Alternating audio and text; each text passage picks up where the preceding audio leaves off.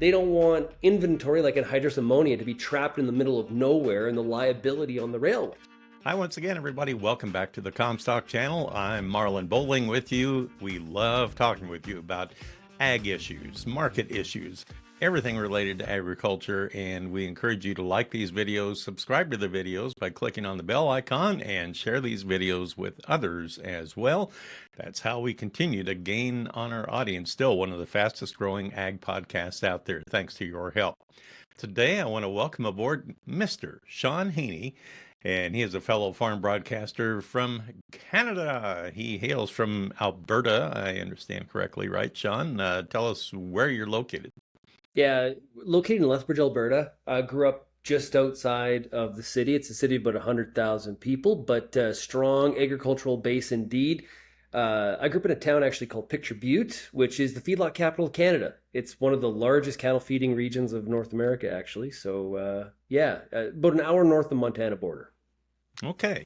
So actually, I mean, you still have close ties with the U.S., and about everybody knows you from your radio show that is carried, continent-wide, basically, on Sirius XM. You and I both had our content carried on RFD TV and rural radio, Sirius XM 147. You still have your show on there. Let's talk about things that are in the headlines these days. Shaun, everybody's kind of focusing on Canada with a lot of trepidation, let's say. Things are very uneasy with the railroad industry. A lot of talk about a strike. There was going to be a strike, and then all of a sudden that hit the skids, and they're still threatening a strike. A lot of confusion. Can you make sense out of what is going on as of today? Yeah, this is an issue that has been going on for months. We have a situation where both railways, there's CN Rail and there's the CPKC, Canadian Pacific, Kansas City Southern, who merged last year. Both railways potentially going on strike at the same time. That's like over 9,000 workers. And so we did see a stoppage the end of last week, and it created chaos and really created a lot of attention, especially in the United States. It was a great reminder again of the integration of not only the agricultural economy, but the economy in general between the two countries. And what happened is the labor minister, Stephen McKinnon, stepped in. He initiated what's called Section 107, asking the Canadian Industries Relations Board to force binding arbitration. So essentially, there'd be an arbitrator selected. Both parties, the union and the railways, would have to sit down, state their cases, and that arbitrator would decide what this deal would look like going forward, and both sides would be bound to that agreement. On Saturday, the CRIB made the decision they're siding with the labor minister, and they agreed that this needs to happen because Canada cannot afford a rail strike of this magnitude. It essentially shuts down the country. Railways are the economic underbelly of a country like Canada. The U.S. would be no different. There was already talk about boil water advisories because people couldn't get chlorine to water treatment plants after one day of a strike. So that just shows you kind of the magnitude of what was at play here. So right now, the railways are trying to get back up to capacity, back to work, but we're waiting for more details on this binding arbitration. So what's the big beef? What are they complaining about? Actually, it's, typically in a strike situation, it's about wages, right? But in this case, wages are a component, but they've kind of played a little bit of they're more working in the background. There's a few other more important things, according to the union, that are being discussed here. It has to do with worker safety. It has to do with rest times. It has to do with situations like, somebody deadheads out on a train. They're in the middle of nowhere, and their shift ends, or they're not going any further. They have to wait 24, 48, 72 hours to get on a train to head back. And you're not paid for those days. Those aren't included in your work time, and so and that's days away from your family. Those are the kind of things that the union is pushing to have changed. The union is of course not necessarily budging. The gap remains quite wide between the two parties on those issues and a whole lot more. CN Rail has said, listen, a conductor makes about $110,000 Canadian a year and works about 160 days of the year. So these aren't necessarily really truly underpaid workers. We feel that we're treating them, I'm paraphrasing here, but we feel we're treating them right. Clearly, the union does not think so. There is a legal challenge, Marlin, from CPKC. That portion of the union is actually appealing the CRIB decision. I'm not sure on the timelines of that appeal, but this isn't over yet. Well, now in Canada, I mean, that is a critical link to the West Coast, correct? When it comes to shipping agricultural goods. Do you know what the priority commodities would be? I assume wheat would be one of the biggest, volume-wise, that gets shipped to the West Coast. But how important is it to the other ag commodities? Very important. You mentioned wheat, obviously canola as well, pulse crops going out of containers, so chickpeas, field peas, lentils, crops like that. Think of the PNW in the U.S., right? That North Dakota, Montana corridor, the importance of getting out to the PNW ports. It's very similar in Western Canada, very similar crop types that we're talking about here. You got to go through the Rocky Mountains and get to the port of Vancouver, but it's also north-south traffic as well. Think about all the potash that comes out of Saskatchewan and goes into the Midwest. Think about all of the Nebraskan corn that goes north and goes into where I'm from in Feedlot Alley to be fed to cattle. So it's just not going west. It's also that north-south traffic. And last week, I was at the Canadian Beef Industry Conference in Saskatoon, Saskatchewan. And I'll be honest, when we talk about railway issues, I don't necessarily think about beef. Well, that group was extremely concerned about what this would mean for beef exports, trying to get out to export markets through the Port of Vancouver, but also what it meant for the increased volume potentially being sent to the U.S. And that was something that NCBA was also concerned about. So it's one of these things where you see the trains rolling, right? But we don't think enough about how there's just such a critical component of our economy. Well, I have to tell you, when I talked with people down here in the lower 48 about the strike issue, the very first thing that was brought up by multiple people was, "Oh my gosh, how are we going to get fertilizer?" Yeah, absolutely.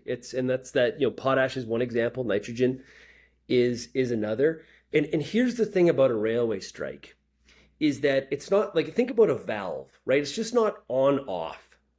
What happens is, leading up to the strike date, that valve, that capacity, that volume, it slowly gets cranked down, because if we get to a strike, they don't want inventory like anhydrous ammonia to be trapped in the middle of nowhere and the liability on the railways, right? So already by like 2 weeks ago, before the strike date, the railways had already stopped shipping anhydrous ammonia. And that's coming straight from Fertilizer Canada. So farmers in Western Canada who use a lot of anhydrous, super concerned about the fact that, well, I've got fall fertilization plans. I use anhydrous. We're getting super close to the date where I would use it. I can't get it. And the same thing happens when the strike resumes, and railways are working hard to get back to capacity, but it just doesn't, it's not like a light switch where it just all of a sudden switches on and, hey, we're back. It does take a matter of days, and depending on how long the strike has happened, to get back to that full capacity. So it looks like, some of the data I've seen, railways have worked hard and done a good job of getting volume of traffic back up to speed. I'm not sure how full those trains are, but at least trains are moving. Well, that's very interesting that you bring that up.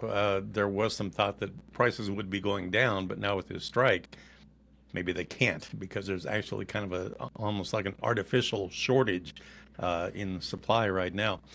So how are they going to rectify this? Where do we go from here then? What's the next step? Yeah, I talked to Fertilizer Canada yesterday, and Karen Proud, the president and CEO, mentioned the lack of transparency in the fact that, okay, everybody was pushing for this Section 107, this binding arbitration, to happen.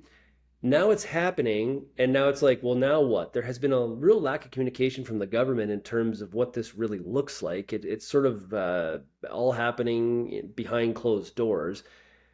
Even Fertilizer Canada themselves, Karen had said, we don't know how they select the arbitrator. We don't know how long the arbitration is going to take. This is, there needs to be some more transparency here. So unfortunately, I can't provide you with that information, because I don't think really anybody knows what this looks like. But we provided that CPKC loses that part of the union loses that appeal of that CRIB decision, we know that they've extended the CRIB has extended the contract of the union workers, so they're working under the old contract. Trains are moving. That's the most critical. And at some point, there's going to be an arbitrator selected, and he or she will make a decision on what this contract will look like going forward, and we can move past this mess. Kind of dicey when there's no hard deadline, that's for sure. Kind of a side note before I let you go here. How's the harvest going? You have a lot of harvest going on right now, don't you? Yeah, combines are rolling. It's been a bit of a slow start. The moisture we didn't get in July when we could have used it when it was so warm and hot through some of the grain fill portion of the season.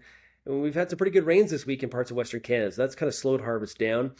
Yields are a real mixed bag. If you go back to the middle of June, there was high expectation about the Western Canadian crop, almost Midwest-like in terms of what some of the potential was out in the field. But July was very hot and very dry. So when we look at the annual precip, we're going to be like, oh, that wasn't that bad that year.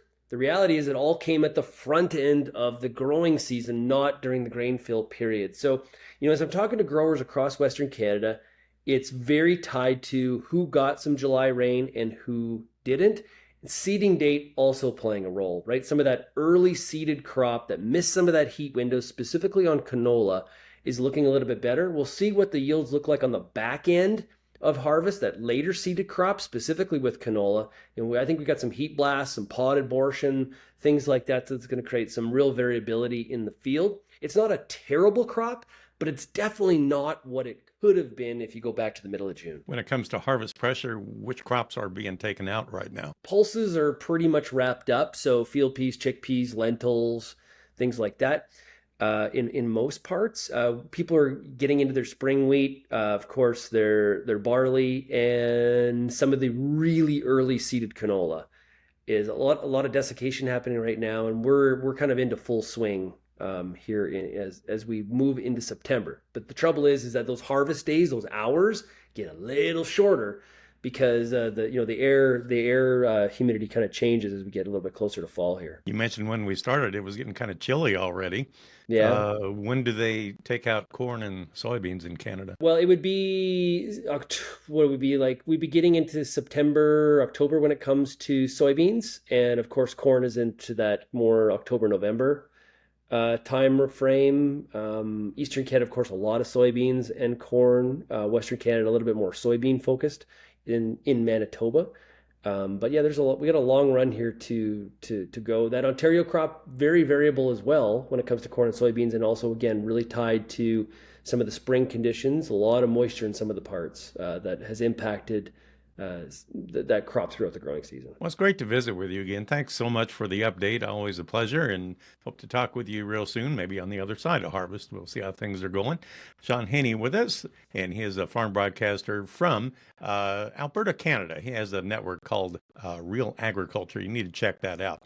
All right, well, that'll do it for this episode. Thanks again for joining us. For producer Brianne Hendrickson, I'm Marlin Bohling. We'll catch you next time right here on the Comstock channel. Thanks for joining us on our Comstock YouTube channel. Don't forget, you can also find us on Facebook and TikTok as well. Futures trading involves risk. The risk of loss in trading futures and/or options is substantial, and each investor and/or trader must consider whether this is a suitable investment. Past performance is not indicative of future results.